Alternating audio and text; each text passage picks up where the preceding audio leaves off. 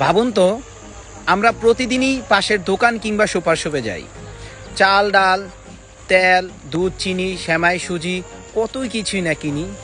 অথচ সেই ছোট ছোট কেনাকাটাগুলোই মাস শেষে হাজারে, বছর শেষে লাখ টাকায় কিন্তু পৌঁছে যায়। কিন্তু খরচের সময় আমরা কি কখনো ভেবে দেখেছি এই দোকানগুলো কি সত্যিই আমাদের পরিবারের মতো, নাকি শুধু ব্যবসায়িক সম্পর্ক? এক মুহূর্ত মন থেকে ভাবুন তো, আপনি হঠাৎ হৃদরোগে আক্রান্ত হয়ে হাসপাতালে। ডাক্তার বলল এখনই 50,000 টাকা জরুরি। যেই দোকান থেকে এত বছর হাসি মুখে সদাই করেছেন, সেই দোকানে কি এসে বলবে, ভাই চিন্তা করেন না, আমি আছি, এই নিন বিনা সুদে 50,000 টাকা? নাকি বলবে, ভাই আমি কি করব, এটা তো আমার দায়িত্ব না?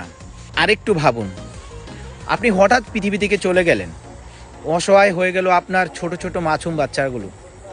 তাদের লেখাপড়া, ভবিষ্যৎ, নিরাপত্তা, সেই দোকানদার কি এগিয়ে এসে বলবে, চিন্তা করবেন না, আমি দেখছি তাদের?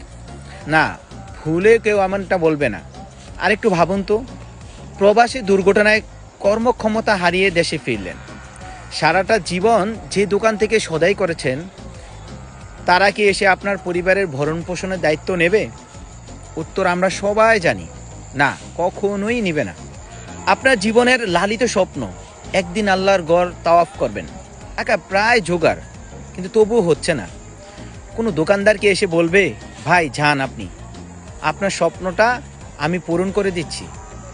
না, কারণ আপনার স্বপ্ন তাদের কাছে শুধু স্বপ্নই, দায়িত্ব নয়। আর বৃদ্ধ বয়সে সন্তান নাও থাকতে পারে, থাকলেও হয়তো বা দায়িত্ব এড়িয়ে যেতে পারে। সেই দোকানদার কি তখন এসে আপনার কাঁধে হাত রাখবে? মোটেও না।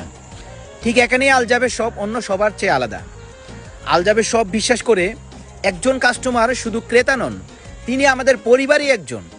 তিনি সুস্থ ও সচ্ছল সময়ে তার কষ্টার্জিত উপার্জন দিয়ে তিনি আমাদের শক্তি দিয়েছেন, তিনি আমাদের দাঁড় করিয়েছেন।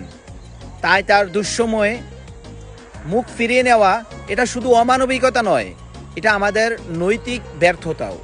আমরা চেষ্টা করি হাসপাতালের বেডে, অসহায় মুহূর্তে, স্বপ্ন অপূর্ণতায়, বৃদ্ধ বয়সে, নিসঙ্গতায়, যেখানে সবাই দূরে সরে যায় সেখানে আমরা কাছে যেতে চাই। পরম মমতায় জীবনের কঠিন সময়ে আপনাকে আগলে রাখতে চাই। কারণ আমাদের সম্পর্কটি শুধু ক্রেতা বিক্রেতার সম্পর্ক নয়, এটা আত্মার টানে বাঁধা একটি শক্তিশালী পারিবারিক বন্ধন। আমরা কখনো ভাবি না কে কার জন্য কি করলো, আমরা ভাবি আমরা আমাদের কাস্টমারদের জন্য কি করতে পারি।